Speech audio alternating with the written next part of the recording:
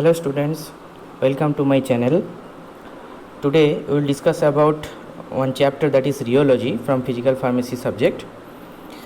It's a very important phenomena and one pre-formulation parameter that is very much important for us. So in theory class already we have completed that part. Now it's time to revise that same chapter, rheology. So rheology, that is the science that concerns with the flow of liquid and the deformation of solid. That is the actual definitions of rheology. Rheology is the science that concerns with the flow of liquids and the deformation of solid. So in detail about the rheology chapter, we will discuss about that today. So after completion of this course, you will be able to predict the various physicochemical properties of the drug molecule in the designing of dosage form. That is the course outcome of this chapter. Now physicochemical properties that we know, the physicochemical properties of drug as well as the various additives that are used for the formulation purpose, all need the pre-formulations studies. So these rheological studies that is also come under these physicochemical properties of drug molecule as well as the other additives. So in this chapter we will cover, first we will study about what is rheology and different types of, what is the meaning of rheology, different types of viscosity terms, then the various theory behind this rheology, for example Newtonian flow, non-Newtonian flow in details. In non-Newtonian flow, plastic flow, pseudoplastic flow, dilatant, various example and what is the mechanism of that we will cover. Then what is thixotropy and anti-thixotropic behavior, the semi-solid preparations, what it follows, thixotropic behavior or anti-thixotropic behavior, that we will study about that. And finally we will study about the measurement of viscosity, that means various rheometer or viscometer that is available for determination of viscosity, we will study about that. So let's start. We know that in pharmacy various viscous fluids are used, especially the liquid formulation. The liquid formulations that is important for pharmacists working in the manufacture of several dosage form, simple liquid, gel, ointment, cream, paste, all are example. So during manufacturing, for proper handling of all these types of semi-solid and liquid preparations, viscosity you have to know. So if you know the viscosity and what is the physicochemical properties of drug and how it behaves, if you know, then it will be easy for a manufacturer to produce a good dosage form, as well as handling of drugs for administrations. For example, one injection. So for injection, syringeability is important. Syringeability means it will easily pass through needle and syringe. So the syringeability of the medicines, the pouring of the liquid from container, extrusions of ointment from the ointment tube, everything depends on the changes in the flow behavior of dosage form. So flow behavior of liquid is of the great relevance in pharmacy. So what is viscosity? So viscosity is the resistance of liquid to flow under stress. What? Or also you can say that viscosity is an index of resistance of a liquid to flow. It is an index of resistance of a liquid to flow. The higher the viscosity of a liquid, the greater is the resistance to flow. For example, groundnut oil or honey or syrup all resist the flow more in comparison to water or simply alcohol. Syrup has a larger internal friction, so it pours very slowly. On the molecular level, motion is transferred between molecule of a syrup at lower rate than for molecules of the water. So viscosity is an index of resistance of a liquid to flow. So different types of viscosity terms are there. Now see that the symbol that is used for viscosity, that is eta. Different types of viscosity terms we know, that is absolute viscosity, kinematic viscosity, relative viscosity, reduced viscosity, intrinsic viscosity. So in practical, already you have performed one practical related with the determinations of these types of viscosity. So before going to that part, first you have to know what is shear stress and what is rate of shear. These two things are important: shear stress and rate of shear. Shear stress, that is defined as the force per unit area which is applied to bring about the flow of a liquid. So shear stress is defined as the force per unit area which is applied to bring about the flow. Shear stress that can be designated as capital F. So we can write F is equal to F dash upon A. And rate of shear, that is designated as dV upon dr. dV upon dr, that is defined as the changes in the velocity with an infinitesimal changes in distance. Okay, that is known as rate of shear. So that is designated as capital G. So this shear stress, that is F, and rate of shear, that is G. These two things are important. So what is relative viscosity? The viscosity of any other liquid which is compared with water, that is known as relative viscosity. So what is kinematic viscosity? It is defined as viscosity divided by density of the liquid. If we divide the viscosity of the viscosity that is divided by density, then we will get the kinematic viscosity. What is reduced viscosity?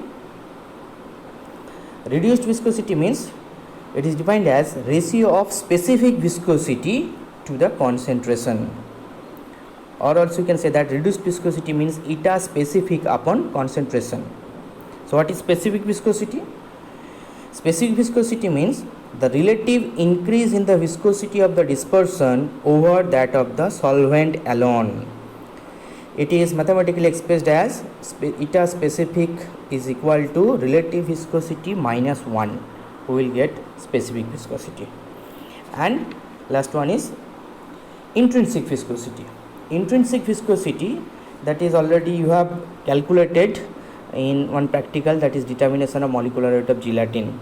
So from that graph you will get the intrinsic viscosity. In my last class, the rheological properties of emulsion, already you have discussed about that intrinsic viscosity. Just follow my lecture, that lecture emulsion, the rheological properties of dispersion. So you will get the idea about intrinsic viscosity. So viscosity is the measure of internal friction of a fluid. This friction becomes apparent when a layer of fluid is made to move in relation to another layer. The greater the friction, the greater the amount of force required to cause this movement, which is called shear force, force applied per unit area.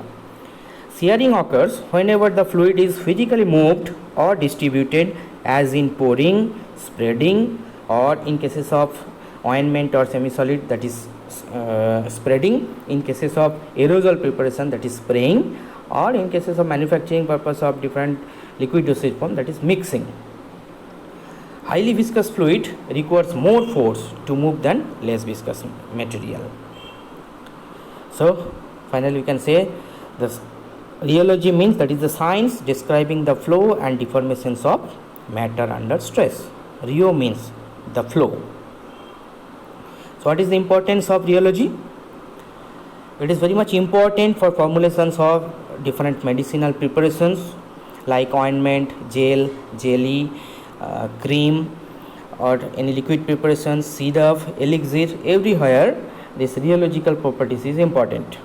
Syringeability, already I told, in cases of parenteral preparations or injections and other parenteral preparations. For proper mixing also the rheology is important. For packaging into final container of one dosage form, rheology is important. Their removal prior to use, whether by pouring from a bottle or extrusion from a tube, everywhere rheology is important. And patient compliance or patient acceptability, that is another one criteria or importance where the rheology is applied. Or physical stability of biphasic dosage form, for example emulsion, suspension, or stability for cream, because cream, that we know, that is one type of emulsion. So the physical stability of cream, physical stability of emulsion, suspension, everywhere the rheology is important or applied. And from this rheological behavior also we will predict what will be the bioavailability of that particular drug. So the rheology describes the deformation of a body under the influence of shear stress. It is ideal fluid such as liquid and gas that deforms irreversibly. They flow. Ideal solid deform elastically. The energy required for the deformation is fully recovered when the stresses are removed. Again it will become to its original positions. So sorry.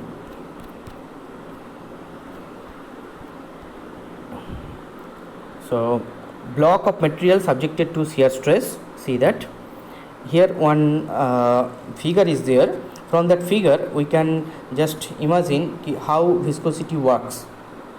Consider this is one block of a material. Now when pressure is applied horizontally on the top layer, what will happen? It will begins to flow. It assumes the shape that will changes, that is not dotted. Dotted is the initial initial positions, and after applying the shear force, the second positions, that we can see, since force is applied on the top layer, it moves at greater velocity. While moving ahead, the first layer induces flow in the second layer, and the velocity of the second layer is somewhat less than that of the first layer. So like that, when any liquid that will flow through a pipe, it will pass through pipe like this. This phenomena continue and the bottom layer remains stationary. Thus liquid resists flow when the force is applied. So what is shear stress? Already I told. Shear, that is the force applied per unit area to make the liquid flow, force per unit area. G, that is rate of shear, difference in velocity dV between the two planes of liquid separated by distance, that is dr, or G is equal to dV upon dr. The scientist Newton, he was the first person to study about the viscosity of liquid. So according to Newton, the Newton's law of flow is there, that is rate of shear that is directly proportional to the shear stress. Or in other words, also we can say that twice the force would move the fluid twice as fast. For example, castor oil or simple water, that is Newtonian fluid.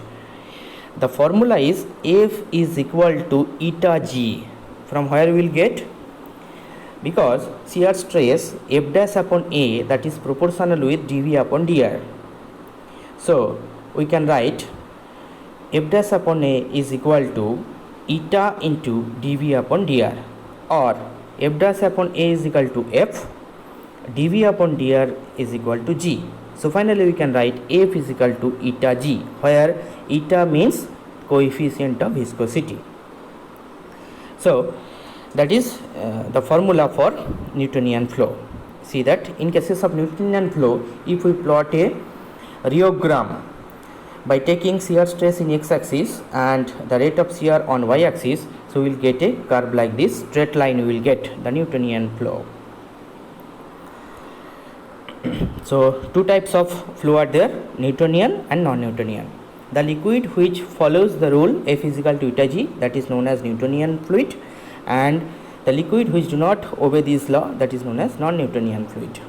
Newtonian fluid, so many examples are there, that is water, next is castor oil, all are examples of Newtonian fluid. Some other examples are also there, syrup, very dilute colloidal solutions, or chloroform, all are examples of Newtonian liquid. See that is the Newton's law of flow of liquid. Newton was the first to express the basic law of viscometry describing the flow behavior. F is equal to eta G, or shear stress is equal to viscosity into shear rate. So absolute viscosity, eta is equal to F upon G. So what is the unit of viscosity? The fundamental unit of viscosity is poise. So what is poise? Poise means shear force required to produce a velocity of 1 centimeter per second between two parallel planes of liquid, each 1 centimeter square in area, and Both parallel plane are separated by 1 centimeter. That is the definitions of poise. Again I am repeating. The shear force required to produce a velocity of 1 centimeter per second between two parallel planes of the liquid, each 1 centimeter square in area and separated by 1 centimeter. That is known as poise. Another one term is there, fluidity. So what is fluidity? Fluidity is the reciprocal of viscosity. Fluidity is designated as phi. So you can write phi is equal to 1 upon eta. Its unit is inverse poise. Kinematic viscosity, it is the absolute viscosity divided by density of liquid at a particular temperature, because temperature is one of the factor on which viscosity depends on. So that's why you have to mention the temperature. At a particular temperature, if we divide the viscosity by density of that particular liquid, we will get kinematic viscosity. The unit is Stokes or centi-Stokes. Now temperature dependence. What is the factors? Two types of factors are there, intrinsic factor and extrinsic factor. Intrinsic factor, that means molecular size, molecular shape and intermolecular force, which influence the viscosity. Also the molecular weight. The heavier the molecules of the given liquid, the greater will be the viscosity. Liquid with large and irregular shape molecules are generally known to be viscous compared to small and symmetric molecules. Okay, so as a result, intermolecular interaction are stronger and the molecule tend to stick to each other, thereby increasing the viscosity of liquid. Another one, the shape is also important. Molecules with spherical shape are expected to slide past one another and thus have low viscosity. Extrinsic factor, two extrinsic factors are there, temperature and pressure. So what is the relation between temperature and viscosity? With increasing temperature, the viscosity will decrease. Why? Because as the temperature increases, the system acquires thermal energy, which facilitates the breaking of cohesive force. So in first chapter, in third semester, already have studied about that, what is cohesive force, adhesive force. So when temperature increases, the system acquires thermal energy, which facilitates the breaking of the cohesive force. So the viscosity of liquid decreases. In cases of gases, an increase in temperature increases the viscosity. Why? Owing to the increased molecular collisions and interaction. So in cases of gas, with increasing temperature, viscosity will increase. So the relation between viscosity and temperature, that can be described by this law.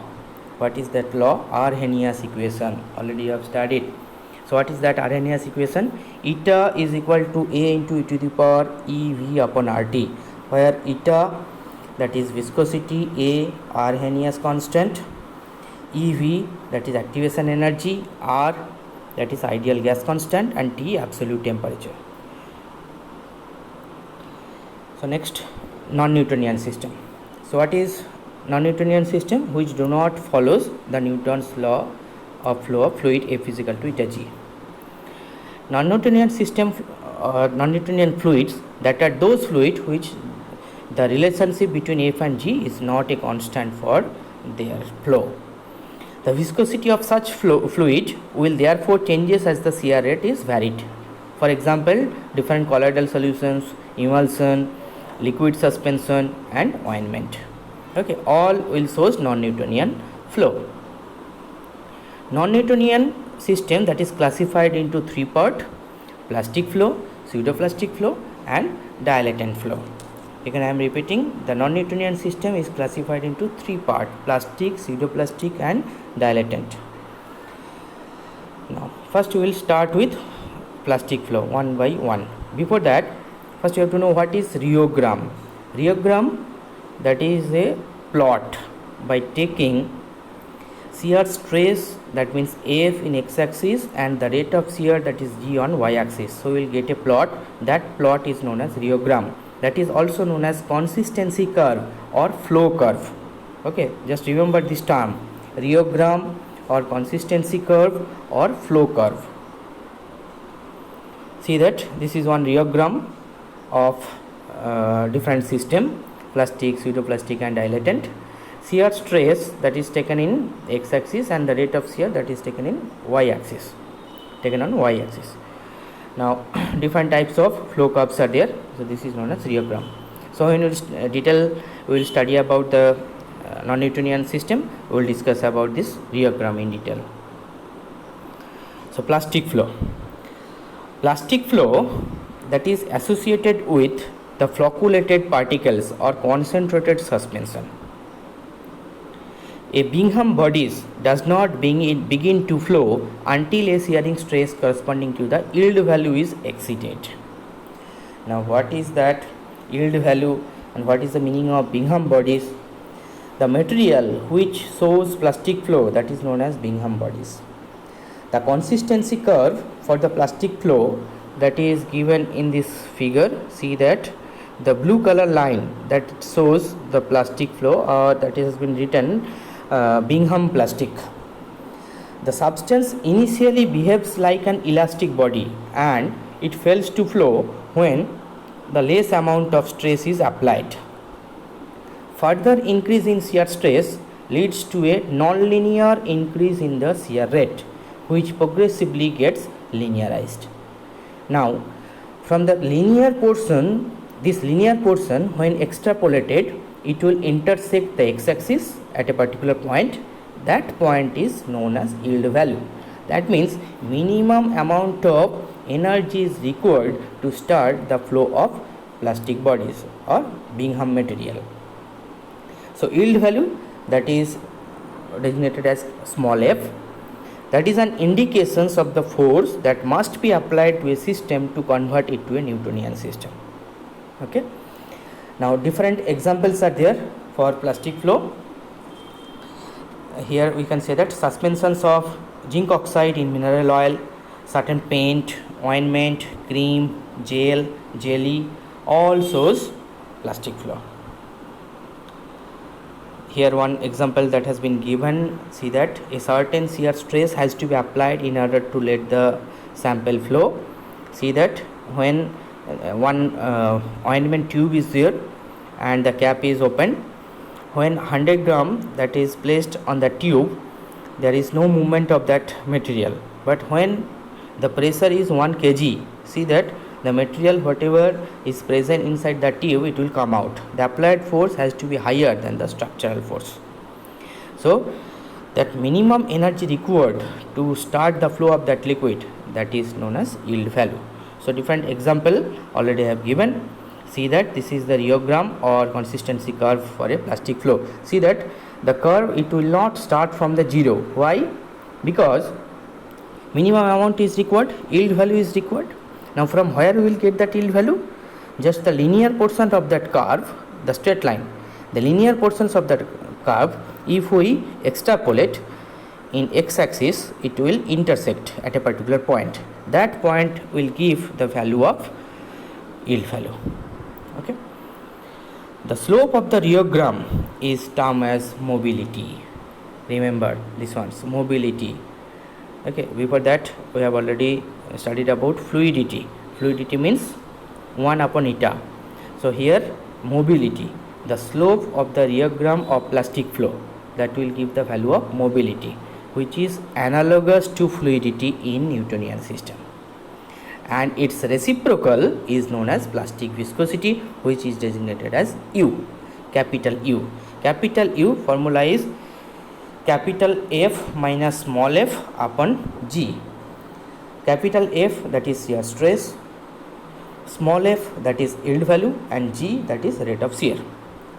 Okay, clear? So from this we can from these equations, by using this equation already means we can easily determine what is the plastic viscosity of any material. Okay, so thank you for listening. The remaining portions, pseudoplastic flow, dilatant flow, and the different rheogram, that we will continue in the next class.